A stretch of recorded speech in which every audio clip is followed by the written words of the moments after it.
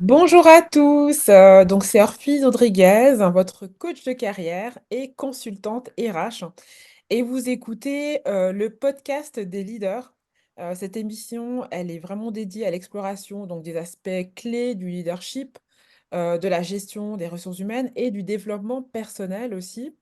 En tant que manager et leader, enfin, il est, je pense, de notre responsabilité de créer un environnement de travail inclusif, où chacun se sent valorisé et respecté. Donc restez avec nous pour découvrir aujourd'hui donc les stratégies, pratiques et des conseils aussi pour promouvoir l'inclusion des personnes handicapées, dans votre équipe et dans votre organisation. Donc voilà, c'est parti. Dans cet troisième épisode, nous aurons évidemment l'occasion du coup de rencontrer, Pauline Brochier-Gross, qui est une coach certifiée. Elle est médiatrice familiale et formatrice depuis, 12 ans. Après une spécialisation pendant plus de 10 ans dans la parentalité, elle s'intéresse depuis 1 an plus spécifiquement à l'expérience de la différence. Son parcours m'a beaucoup interpellée et c'est pour ça que je l'ai invitée aujourd'hui, donc ce podcast, parce qu'elle a elle aussi un podcast qui s'appelle, «Pleure, tu iras loin». Voilà, bonjour Pauline, bienvenue et merci d'intervenir dans le podcast des leaders. Peux-tu brièvement partager ton parcours et nous présenter aussi ton podcast, hein, Pleure, tu iras loin. Quels sont les sujets que tu traites particulièrement dans ce podcast? Alors bonjour Orphise et merci à toi surtout de cette invitation. Du coup, moi, comme tu l'as très bien dit, voilà, je suis formatrice, médiatrice depuis plus de 12 ans. Je me suis en effet spécialisée dans la famille, le conflit, la parentalité et je suis coach certifiée depuis, quelques mois maintenant. Je fais du bilan de compétences exactement en plus. Et en effet, j'ai voulu me spécialiser, trouver un petit peu mon petit truc en plus. J'ai décidé d'aller plus spécifiquement vers cette notion de différence, quelle qu'elle soit. J'ai en même temps créé un podcast, en effet, Pleure, tu iras loin. J'ai fait une première saison, un petit peu pour voir, pour tester. L'idée, c'est vraiment de travailler sur les notions de compétences psychosociales, quelles qu'elles soient. Donc, on dit souvent les soft skills, ok. Voilà, se connaître, gérer ses émotions, gérer les conflits, bien communiquer, etc. Donc, des compétences assez importantes pour les leaders, managers. Et j'ai fait une saison 2 qui s'appelle Handicapé et alors, et qui permet d'écouter le témoignage de plusieurs personnes, individus, pas spécifiquement dans le milieu de l'entreprise, mais ce sont des gens qui travaillent également. Hein. Il y a une ado aussi que j'ai interviewée sur voilà, cette notion de différence et le lien qu'il y a avec l'intelligence émotionnelle et les compétences psychosociales. D'accord, merci beaucoup. Donc du coup, là, je découvre donc cette deuxième épisode, donc cette deuxième saison, C'est bon. hein, Ouais. sur vraiment l'aspect, qui traite vraiment du coup, de l'handicap en fait, hein. Donc c'est super, enfin de pouvoir, mettre, le doigt dessus, enfin d'être vraiment axé là-dessus parce que finalement, je trouve, que c'est un sujet qu'on n'aborde pas assez, globalement en fait, dans le monde du travail. Bon moi j'avais juste écouté du coup la première épisode, qui m'avait vraiment interpellée donc sur, voilà, toutes les définitions, les bénéfices aussi des pleurs, enfin, comment c'est accepté, pourquoi, certains, ben, ils en ont besoin et puis, et comment ils l'acceptent tout simplement, en tant que moyen, je veux dire, de croissance, et puis, un moyen aussi d'expression. Il y avait beaucoup de choses, enfin, c'était, beaucoup d'éléments qui étaient ressortis de ça. Ben, comme tu le sais, ben, certaines personnes estiment que, ben, pleurer, c'est une marque de faiblesse, et je trouve que voilà, c'est vraiment dommage. Mais du coup, voilà, je veux pas non plus qu'on stigmatiser, de me dire: «Voilà, bon, ben, les personnes handicapées, ben, ça veut dire c'est des gens qui sont tristes ou qui sont pas, bien dans leur vie». Au contraire, moi, même encore hier, je rencontrais, un ami, que j'avais pas vu depuis des années, qui est en chaise roulante, enfin, vraiment, la joie de vivre, j'ai que rencontré des gens comme ça avec beaucoup de joie de vivre et avec une seconde vie, une autre façon de voir le monde tout simplement. Mais c'est juste, ce manque de connaissances, ce manque de je pense, euh, manque d'intérêt peut-être aussi, hein, des gens pour comprendre en fait cette dynamique, comprendre un peu cette réalité. Euh, Est-ce que toi, à ton avis, est-ce que tu arrives à peut-être, avec tes propres mots, peut-être nous mettre l'accent, le doigt sur finalement les principaux défis que les personnes handicapées pourraient rencontrer dans le monde du travail? Oui, bien sûr, mais c'est exactement ce que tu dis, Orphée, c'est que il y a ce qu'on appelle le validisme, c'est-à-dire que l'idée que il y a des personnes en situation de handicap, les valides, ok, et il y a une différence. Et du coup, la normalité, c'est cette chose qui ne devrait pas exister mais qui existe, d'accord, fait que voilà, on se, on se base sur les personnes valides. Et ceux qui sont en situation de handicap sont différents. D'accord. Donc, on se base sur cette différence. Et en effet, il y a des représentations qui peuvent être gentilles, bienveillantes, hein, où on les plaint, on les victimise, c'est triste, comme tu dis, ouh là là, ça ne doit pas être facile tous les jours, etc. Et du coup, peut-être que du coup, avec cette vision des choses, ben, on réfléchit peut-être pas de la bonne façon. Voilà. Ouais.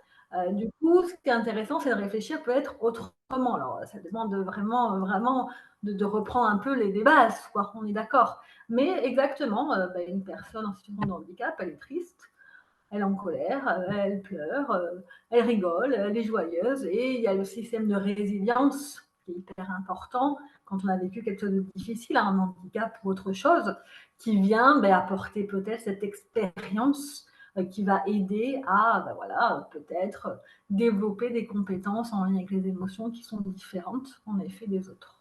Mhm. Mhm. Et dans le monde du travail, voilà, peut-être que les difficultés pour répondre à ta question de certaines personnes, c'est de ne pas savoir se positionner, de ne pas réussir si je suis trop fragile, on va le mettre sur mon compte du handicap, si je dis que je n'arrive pas à faire ça, oula, ça va être compliqué. Parfois, par exemple, quand on a des douleurs, quand voilà, le handicap peut amener des choses difficiles au jour le jour, tout comme une femme qui a ses règles. Ouais, ça peut être compliqué une fois par mois. On ne va pas oser poser un jour de congé parce qu'on va se dire, oh là là, on va croire que je suis moins bien que mes autres collègues. Parce que, oh voilà, la pauvre, le pauvre, décidément, c'est pas facile. Voilà, cet esprit aussi de performance est trop mis en antonyme du handicap, enfin, Mhm. selon Mhm. moi. Oui, donc la gestion des émotions dans tout ça, comme tu dis, ben déjà pour la personne handicapée, de savoir, je pense que le podcast que tu as créé, c'est un peu pour donner un peu un espace d'échange, je pense, pour ces personnes-là, si j'ai bien compris. Exactement. Pour parler, voilà, j'ai reçu quelqu'un qui a la sclérose en plaques, j'ai reçu une jeune ado qui vit avec une maladie rare, très difficile, qui a même plein de conséquences sur sa vie quotidienne. J'ai reçu voilà, plein de personnes qui ont des difficultés auditives, une visuelle. J'ai eu la dernière, c'était quelqu'un qui souffrait de bipolarité. Là, j'ai interviewé Arthur Lim qui a un autisme, enfin un trouble du spectre autistique. Voilà. Du coup, de parler de tout ça, de lui parler du quotidien, et on parle notamment de la vie au travail et de cette notion d'inclusion générale. Mm, mm, mm. Donc l'inclusion, ça passe par déjà en fait ben, sortir des tabous. Je pense que de pouvoir déjà mettre des mots à une réalité, tout simplement, je pense. Euh, Mmh. et puis, comme tu l'as dit aussi, sortir un peu des stéréotypes, tout simplement en fait. Et mais je t'avouerai que moi aussi, par exemple, vraiment pour faire cette émission, je sens que je sors un peu de ma zone de confort parce que c'est pas non plus un sujet que j'aborde régulièrement, tu vois. Ouais. Tout à fait. Mais la stigmatisation, la représentation, comme je disais au tout début, d'essayer de définir autrement cette normalité, cette différence, sortir de tout ça. Cette Mhm, notion de validisme dont je parlais au début. De mhm, réfléchir à comment est-ce que je peux retourner en arrière. Je fais avec les personnes en face de moi ou qui sont en situation de handicap. Voilà, elles sont en situation de handicap, c'est un fait. Voilà, on ne peut pas faire autrement et elles le savent bien mieux que nous, hein, c'est comme ça.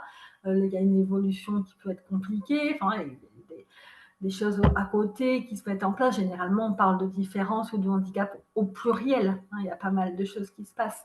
Mais en effet, le fait d'essayer d'aller vers l'autre autrement et de valoriser en fait ses compétences psychosociales pour comprendre. Tu as dit un truc très important, c'est de comprendre.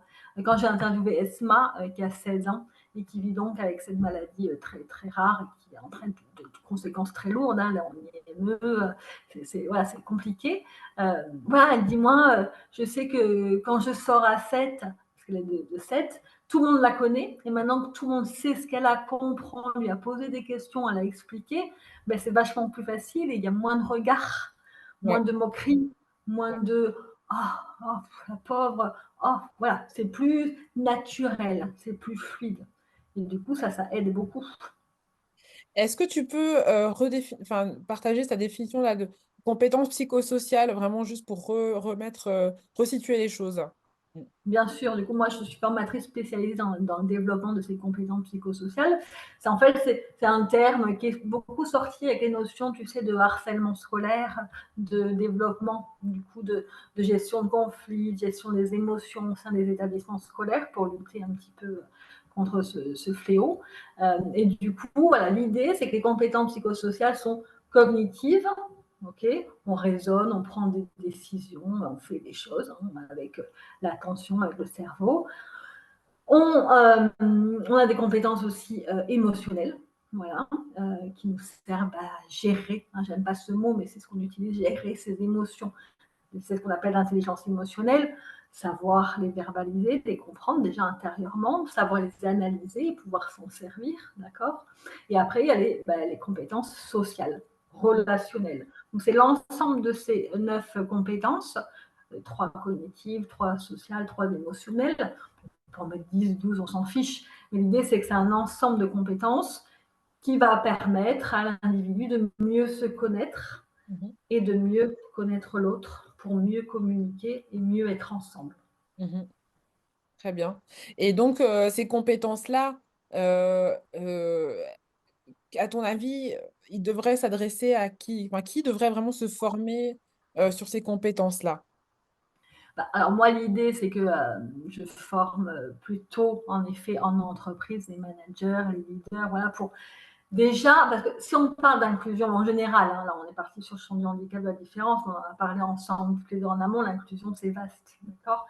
Mais pour inclure l'autre, selon moi, il faut pouvoir s'inclure soi, d'accord. Donc travailler sur soi aussi. D'où le coaching de manager, etc., qui est très intéressant pour ça. Et du coup, ben, ça permet de développer ses compétences psychosociales. Après, Mhm. ça peut se faire à toute forme. Moi, j'interviens donc, comme je disais, dans les établissements scolaires. Ça marche très bien. Nos ados adorent développer leurs compétences psychosociales. Et les ados, bah, c'est nos futurs leaders quand même, hein. Donc, il y a un moment, il faut aussi s'intéresser à ça. Euh, on peut partir de très loin, en maternelle. Super. Bah, ça Mhm. commence hein, avec ces fameux cours d'estime de soi. Bon, je ne suis pas sûre qu'on donne des cours d'estime de soi, mais en tout cas, ça donne une ambiance, tu Mhm. vois. Commencer très tôt à se dire que gérer ses émotions, comme on dit, réfléchir sur qui on est, comprendre l'autre, bien communiquer, savoir dire quand on est triste, pleurer, tu iras loin. Mhm. C'est pas une fragilité, c'est pas grave. Voilà, c'est bien. Les émotions sont liées à la prise de décision aussi, sont liées à tout ce qui est cognitif. Si on a des émotions, c'est que ça sert à quelque chose. Mhm. Donc plutôt en faire une force et les valoriser. Ouais, tout à fait. Donc là, c'est là la question, hein, justement, comment accompagner au mieux finalement ces managers euh, dans cette, euh, dans cette prise de conscience-là et dans un meilleur accompagnement, une meilleure inclusivité des personnes en situation de handicap en entreprise. Quelles sont, à ton avis, les étapes les plus importantes pour justement les sensibiliser et les former à ces choses-là? Enfin, est-ce que tu vas étape par étape? euh, Oui, comment? Comment... alors bon, je dis oui parce que j'ai mon programme qui est un peu dans ma tête et dans mes programmes. C'est un programme évidemment, mais non, parce que évidemment, on se aux besoins de l'entreprise et du manager, du leader qui demande de la formation, qui s'intéresse à ce changement. Voilà, ça peut être un gros changement parce que la personne a vu qu'il y a vraiment un souci d'intégration, de bien-être, d'inclusion, etc. Ça peut être un des petits changements parce qu'on sent qu'on a envie d'améliorer la situation et de passer à autre chose parce que là, on accueille dans l'entreprise la génération Z, pardon, qui est en quête de sens, qui redéfinit totalement leur équilibre vie pro, vie perso, qui, voilà, c'est notre ambiance, quoi, c'est notre volonté, notre motivation. Qu'il y a 30, 20 ans, même 10 ans, même 5 ans, d'accord. Du coup, de réfléchir à tout ça. Moi, je pars déjà sur les valeurs de l'entreprise, quoi. Est-ce que les valeurs de l'entreprise sont fondées là-dessus? Oui, non. Comment on améliore ça? Est-ce que ma propre valeur et celle de mon équipe est vraiment en cohésion, en congruence avec cette valeur de l'entreprise que je veux donner? Ok, oui, non, pareil. Et en fonction de c'est un peu un diagnostic. Qu'est-ce qui manque? Qu'est-ce qui est négociable? Qu'est-ce que je ne peux pas changer? Parce que des fois, ce n'est pas possible, quoi, pour savoir vraiment sur quoi on part. Mhm. Et après, vraiment l'accompagnement personnel, mais ça dépend de chacun, de ce qu'il veut, de ce qu'il souhaite, pour pouvoir mieux comprendre, mieux gérer, mieux savoir soi-même, pour pouvoir, après, le manager, il impulse ça à son équipe. Voilà, donc c'est une ambiance, encore une fois, qu'on crée dans son entreprise. Super. Et, si tu permets, j'aimerais bien aller sur ton parcours à toi, hein, professionnel, parce que j'ai pu comprendre, bah, évidemment, c'est pour ça aussi que je te suis, parce que vraiment, je trouve que tu es une leader, hein, sur cette thématique-là. Et puis en plus de ça, tu as toi-même un handicap, un moteur, hein, depuis ta naissance. Et bah, je me suis posé la question, bah, toi, comment ça a pu bah, affecter le choix de ta carrière? Et ben, comment as-tu vécu toi, en fait, ton inclusion en entreprise? Tout à fait. Aujourd'hui, j'en parle très facilement, mais c'est vrai que c'est quelque chose qui était très compliqué. Moi, j'ai une hémiplégie de naissance. Ce qui fait une hémiplégie, c'est c'est le côté droit qui est, voilà, qui est en difficulté. Donc, moi, je marche, je fais plein de trucs, mais par exemple, je ne peux pas courir, je suis assez fatigable, voilà. J'ai pas de motricité fine dans ma main droite, Mmh. j'entends un peu moins bien, enfin, des petits trucs, des fois, je bafouille un peu, enfin, voilà. C'est des petites choses qui peuvent être compliquées. Mmh. Bon, j'ai fait 15 ans de kiné, j'ai fait pas mal de choses qui ont fait évoluer l'hémiplégie de façon très, très positive. En effet, j'ai beaucoup de chance, si on peut appeler ça de la chance, mais en tout Mmh. cas, ça m'a permis de développer une grande résilience. Ouais, Après, oui, c'était limitant, dans le sens que, par exemple, l'exemple que je peux donner, c'est que j'aurais peut-être voulu être chirurgienne mmh, ou vétérinaire à l'époque. Mais avec ma main, je ne peux pas. Voilà, ouais, j'ai peut-être choisi au fur et à mesure des voies qui me permettaient de faire ce que je pouvais faire. Je ne peux pas courir. Des fois, ouais, ça me fait rire parce que je suis coach et on m'envoie des messages, tu sais, pour me demander si je suis coach sportive. Donc voilà, moi, je fais non, je ne suis pas coach sportive, je suis coach certifiée, voilà, professionnelle, c'est autre chose. Mais voilà, forcément, j'ai choisi des choses, mais des fois, je n'ai pas choisi. J'ai fait ouais, avec. ouais, Donc ouais, ça joue. ouais. J'ai une RQTH, voilà, reconnaissance qualifiant de travailleur handicapé. J'ai eu un dossier MDPH très compliqué. Hein. C'est pas une fausse idée, ça, l'idée que c'est compliqué administrativement de faire valoir quelque chose. Moi, j'ai une hémiplégie de naissance jusqu'à, bon là, c'est plus le cas, mais pendant 10 ans, je devais tous les 3-5 ans refaire un document de 28 pages pour dire que oui, j'avais toujours un handicap depuis ma naissance. Tu vois, il y a ça aussi qui joue. Mmh. Et après, j'ai choisi, voilà, j'ai sûrement développé tout ce qui est compétences psychosociales et du coup, j'ai choisi la voie de la médiation, Mmh. peut-être pas un hasard, de la formation, mais la formation, pareil, me retrouver devant une classe de 15, 20, 25 élèves. J'ai choisi de dire, voilà, Mmh. je parle de mon handicap directement, surtout quand j'étais au début de ma carrière, j'étais avec des ados seconde, première, terminale. Voilà, je préférais dire les choses plutôt que voilà, de parler des petits sourires, des petites interrogations. Et du coup, bah, c'était chouette. Du coup, une fois que c'est dit, une fois que c'est compris, Mm. bah, c'est plus fluide, encore une fois. Donc, il y a moins de suppositions. Les Mhm. suppositions, c'est très, très important à prendre en considération dans ce milieu-là. Tu supposes que l'autre est fatigué, tu Mhm. supposes que l'autre va avoir mal, tu supposes qu'il ne va pas y arriver, tu supposes que ça va être difficile. Du coup, bah, si tu supposes, l'autre peut-être il va se dire bah oui, en fait, bah ouais, c'est difficile pour moi, je ne vais pas y arriver.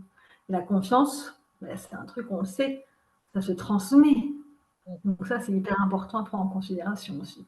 Et aujourd'hui, du coup, bah, j'ai décidé de faire une rupture conventionnelle il y a 2 ans, parce que bah oui, j'étais plus fatiguée, de faire beaucoup d'allers-retours en voiture, de faire plein de trucs debout, etc. Et donc, j'ai la chance d'avoir mon bureau à côté de chez moi et je fais ma vie. Je vais trouver mon équilibre de vie pro-perso en le prenant en considération. Il ne faut pas nier sa différence. Mhm. Voilà. Et en même temps, la valoriser. Oui, et puis si j'avais pu comprendre, parce que bah, on se suit hein, sur les réseaux sociaux et puis Oui. sur LinkedIn, et je me rappelais un post qui m'avait bien frappé, c'était, enfin, tu disais, voilà, parce que je pense que tu as ton activité à temps partiel en tant que salarié, puis à temps partiel en tant Oui, qu'indépendante, du coup, hein, oui, c'est ça. c'est ça. Et puis tu disais, voilà, bon, j'avais une réunion, et puis Ah oui, je devais faire, je devais, en cours de route. enfin, on m'exigeait de faire, je sais pas si c'était la route ou travailler à Oui, une c'est heure qui ne me correspondait pas. Et j'ai osé dire que, bah, ça. en fait, non, je pourrais faire cette réunion, mais pas dans ces conditions-là, en fait. Et Exact. je trouvais que c'était important aussi de pouvoir, bah, finalement, dire, exprimer tes besoins sans forcément avoir cette peur derrière. On parle beaucoup en entreprise ben, je pense au niveau des bons managers, on devrait être vraiment à l'aise avec cette notion de sécurité psychologique, en fait, hein. Aussi bien au niveau de ses besoins physiques, mais aussi de ses besoins émotionnels, tout simplement, de pouvoir dire je suis fatigué, là, j'ai pas bien apprécié telle ou telle chose parce que je me suis pas sentie valorisée, je me suis pas sentie acceptée. Et puis je sens encore que, ben, il y a encore cette réticence souvent, hem, Mm. des personnes, des salariés des fois, ben, d'exprimer vraiment leurs besoins. Encore hier, j'avais une séance avec une dame que je coach qui avait peur vraiment de dire: «Voilà, là ça va pas en fait, là je me suis pas sentie, soutenue, je me suis pas sentie écoutée, je me suis pas sentie, hem, heu, j'ai l'impression de limite qu'on s'est un peu moqué de moi». Voilà. C'est des petites Mm. choses, mais et puis quand ça vient de ton patron, bah, c'est encore plus délicat. Donc je pense, si tu avais un conseil à donner justement aux managers pour justement, heu, être plus à l'écoute, voilà, et surtout, être à la hauteur, hein, Mm. de tes besoins et des besoins aussi d'autres personnes qui auraient besoin, évidemment, d'une vraie, d'un vrai suivi ou une vraie empathie aussi, dans leur lieu de Tout travail. à fait. Ouais. Du coup, alors du côté des entreprises, le conseil numéro un entre guillemets, hein, c'est de vraiment alors c'est intéressant ce que tu disais, en effet, quand on n'ose pas, quand on n'est pas bien en tant que salarié, parce qu'on se dit: «Beh, cette différence, beh, ça va être, je vais être moins performante, du coup, on va croire que je vais être moins performante, C'est ça. moins bien». C'est que dès le début, il y a un climat de sécurité, comme tu as dit, Mmh. physique et psychique, tu vois, émotionnel, dans le sens où que ce soit clair. En fait, il faut dire les choses. Ouais. Voilà. Euh, alors, on n'est pas obligé de dire oui, Martine, elle a un handicap, il faut faire attention. Évidemment que non. Mais voilà, de gérer ça avec le plus de naturel possible, de connaître les besoins de chacun en entretien individuel, de faire vraiment un lien avec ça, de ne pas hésiter de faire du collectif. Moi, j'interviens beaucoup en analyse des pratiques professionnelles. C'est quelque chose qui devrait exister aussi dans le monde de l'entreprise pure, parce que voilà, on peut discuter, se rencontrer sur des sujets comme voilà la différence. Je ne sais pas moi. Par exemple, quand j'étais en cours, je me souviens qu'il y avait une élève qui allait faire pipi très souvent. Mm. Du coup, certains professeurs ne voulaient pas qu'elle aille faire pipi. Alors moi, c'est un besoin physiologique, Oui, d'accord? voilà. Et il peut y avoir des personnes qui ont des petites vessies, qui ont des cystites, qui sont pas bien avec ça. Enfin, c'est un exemple parmi d'autres. Mais du coup, de connaître le besoin dès le début, on se dit, bon, mais il sait ce dont j'ai besoin. Hop, je lève la main 2 secondes, hop, je sors, hop, on ne me remarque pas.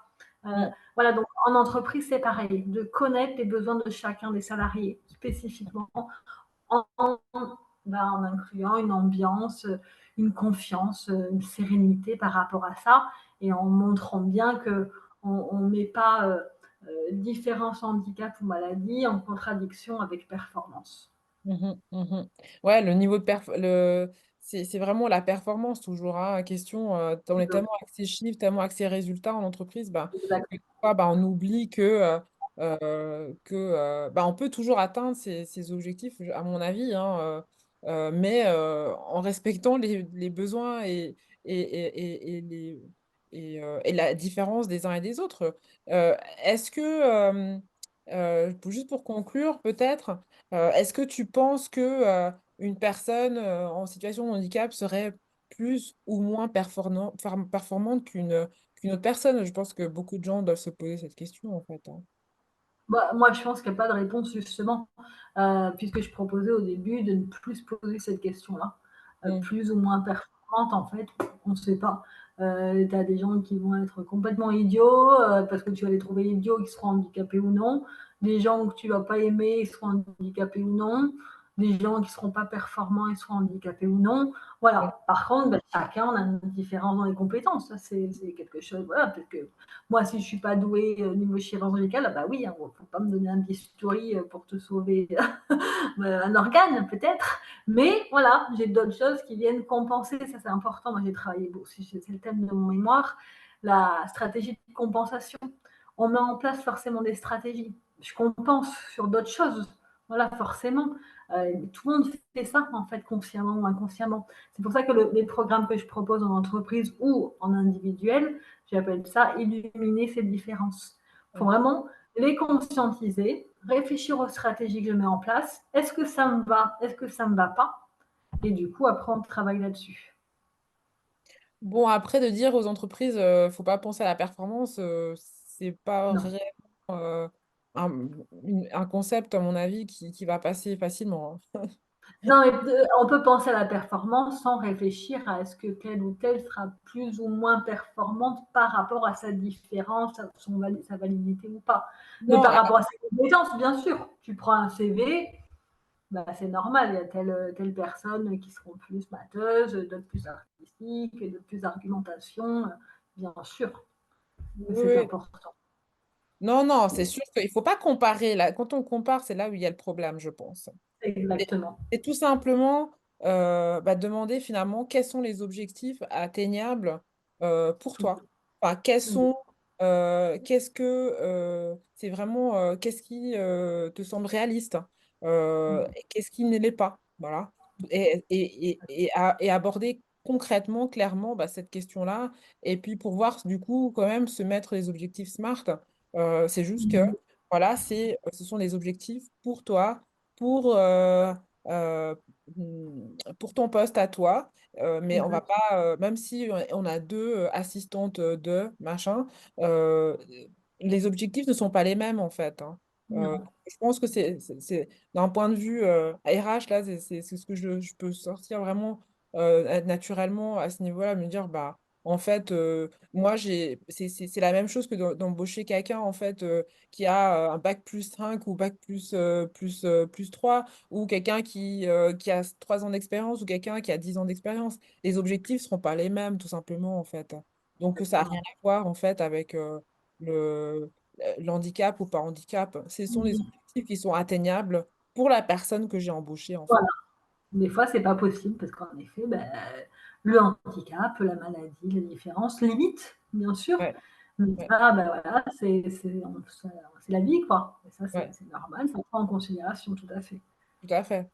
Donc voilà, bah écoute, merci beaucoup Pauline pour ton retour et surtout ton expertise. Est-ce que tu voudrais bien nous dire comment, enfin, les personnes qui nous écoutent, comment ils pourraient te retrouver? Et puis, enfin, tu as parlé un peu brièvement de tes services, mais qu'est-ce qui est enfin, quel est ton service phare? Et puis, comment te joindre? Alors, donc, moi, si on tape la Luciole, Pauline Brochet-Grosse, on tombe facilement sur mon site internet, sur ma page LinkedIn sur laquelle je suis assez active. Et puis après, bon, j'ai un Instagram, un Facebook, voilà.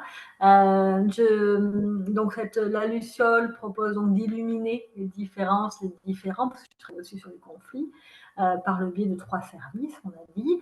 Formation, donc sensibilisation et développement des compétences psychosociales en entreprise ou dans les collèges, lycées, etc.